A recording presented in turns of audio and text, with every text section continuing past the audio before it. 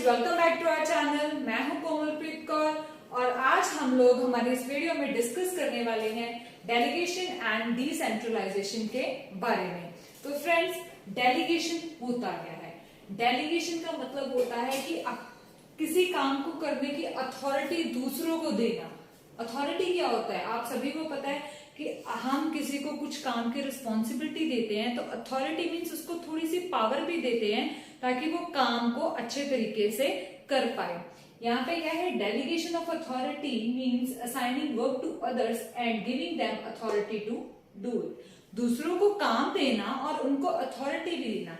For example, हमने production department को काम दिया है कि आप चीजों को मैन्युफैक्चर करेंगे, तो ऑब्वियसली हम उनको अथॉरिटी भी देंगे कि वो अपने accordingly as per the requirement जो भी रॉ मटेरियल या स्पेयर पार्ट्स कुछ भी रिक्वायर्ड है तो वो उनको परचेज भी कर पाए। ठीक है, ये नहीं है कि उनको बस काम दे दिया, सामान लाने की अथॉरिटी उनके पास है नहीं, कोई और भी देखने वाला नहीं है, तो काम कैसे पॉसिबल होगा, राइट?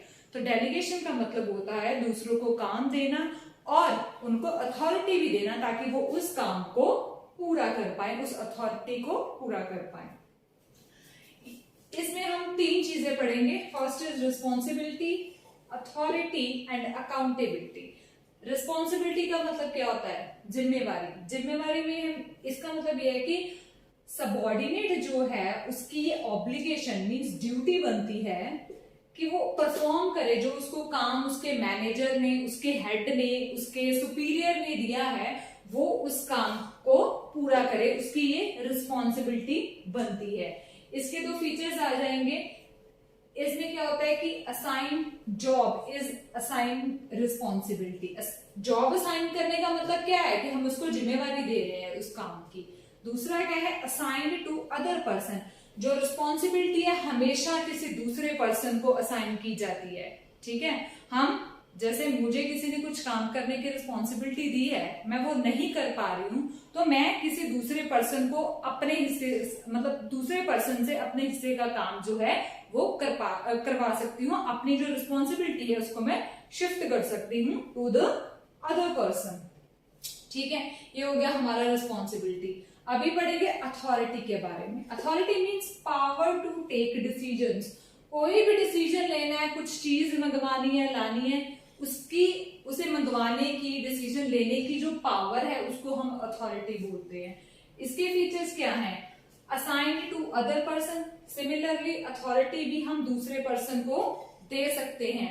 जैसे मैनेजर है, वो अपने साइड पे एक अपना कोई पर्सन रख ले और कहे कि अगर मैं नहीं हूं तो मेरी एब्सेंस पे जो मेरा काम है वो ये पर्सन करेगा। Means authority can also be shifted to other person.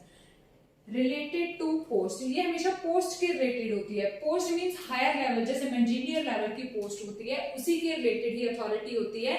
ये नहीं है कि जो स्मॉल हमारे जो सबऑर्डिनेट लेवल के लोग हैं उनमें अथॉरिटी नहीं बांटी जाती। ठीक है, हमेशा कुछ टॉप लेवल जैसे मैनेजमेंट लेवल का ही कोई पर्सन जो होता है उसी को ही अथॉरिटी जो है वो असाइन की जाती है या शिफ्ट की जाती है।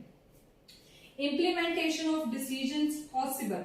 जो डिसीजंस पॉसिबल्स हैं, मतलब कुछ काम ऐसे जो हम किसी दूसरे से करवा सकते हैं, सिर्फ उन्हीं पे ये इम्प्लीमेंट होगा। ये नहीं है कि हर काम की अथॉरिटी हम किसी सेकंड पर्सन को दे दें। It is the key. ये की है। की किसकी चीज की है? ऑर्गेनाइजिंग की है। अगर किसी पर्सन के पास अथॉरिटी नहीं है, सिर्फ काम की रिस्पॉन्सिबिलिटी है, तो वो पर्सन काम को अच्छे से नहीं परफॉर्म कर पाएगा। The person must have authority in order to complete the task effectively and efficiently. Okay, so this is all about the authority. Our last point is accountability. Accountability का यहाँ पे मतलब क्या है कि answerable to other person. मेरे को किसी ने कुछ काम दिया था, ठीक है, वो हुआ नहीं हुआ, उसमें कुछ गड़बड़ हुई, तो मैं आंसरेबल किसको होंगी? That is accountability. आंसर देना है सबऑर्डिनेट को, किसको देना है? Obviously to the superior. Fine, ठीक है। इसके फीचर्स क्या आ जाते हैं? It can not be delegated. अभी मेरे को कुछ काम मिला था करने को, ठीक है, मैंने वो किसी और पर्सन से करवा दिया, मुझे कुछ रिस्पॉन्सिबिलिटी मिली थी, मैंने किसी और पर्सन को बोल दिया कि वो काम करे, ठीक है। काम में कुछ जैसे कह लो कि क्वालिटी अच्छी नहीं हुई या कुछ गड़बड़ हो गई, तो अभी जवाब तो मैं ही दूंगी कि वो पर्सन देगा हायर लेवल को, मेरे सुपीरियर को। ऑब्वियसली मैं अकाउंटेबल होंगी उस चीज के लिए, मुझे ही जवाब देना पड़ेगा, हाँ जी ये प्रॉब्लम हुई थी या जो कुछ भी सीन है, ठीक है। It can not be delegated, हम दूसरे पर्सन को अकाउंटेबल नहीं ठहरा सकते किसी भी काम के लिए, जवाब हमारा काम है तो हमें ही देना पड़ेगा। ओनली टुवर्ड्स डेलीगेटर, डेलीगेटर कौन होते हैं? जो हमारे सुपीरियर होते हैं। अकाउंटेबिलिटी हमारी किनकी तरफ बनती है? सिर्फ हमारे सुपीरियर की तरफ बनती है। Based in superior subordinate relationship, अगर सुपीरियर और सबऑर्डिनेट का रिलेशनशिप है तभी अकाउंटेबिलिटी है, otherwise there is no accountability. कहने का मतलब ये कि एक सबऑर्डिनेट ही अपने सुपीरियर को जो अकाउंटेबल होगा। ओरिजिनेट कहां से? ओरिजिन कहां से? ये हुआ है डेलीगेशन ऑफ अथॉरिटी। जब और डेलीगेट अथॉरिटी को किया गया तो वहीं से अकाउंटेबिलिटी भी आती है। मेरे को कोई पर्सन ऑर्डर देके जा रहा है किसी काम का, मैंने तेरे से पूछना है ये काम कैसे हुआ, ठीक है, तेरे पास ये पावर है तुम ऐसे ऐसे यूज करो, पर मैंने तेरे से पूछना है कि काम कैसे हुआ, ठीक है। तो मैं अपने काम के लिए आंसरेबल होंगी, चाहे वो काम मैं आप कर रही हूँ, खुद कर रही हूँ या किसी और पर्सन से करवा रही हूँ। उसके बाद जो रिस्पॉन्सिबिलिटी है ना, वो हमारे पास दो तरह की आ जाती है। एक रिस्पॉन्सिबिलिटी फॉर है, नेक्स्ट इज रिस्पॉन्सिबिलिटी टू। अभी इन दोनों चीजों में डिफरेंस क्या है? रिस्पॉन्सिबिलिटी फॉर है ऑपरेटिंग रिस्पॉन्सिबिलिटी, यानी कि जो काम मेरे को दिया गया करने को और मैंने वो काम किया, that is responsibility for. I am responsible for to do this work. Responsibility to, ये अल्टीमेट रिस्पॉन्सिबिलिटी होती है, ठीक है, इसको हम शिफ्ट नहीं कर सकते। जैसे हमने अथॉरिटी बोला था, it can not be delegated, यानी कि मैंने काम किसी और से नहीं करवाना, ठीक है, वो मेरा ही काम है, ओके।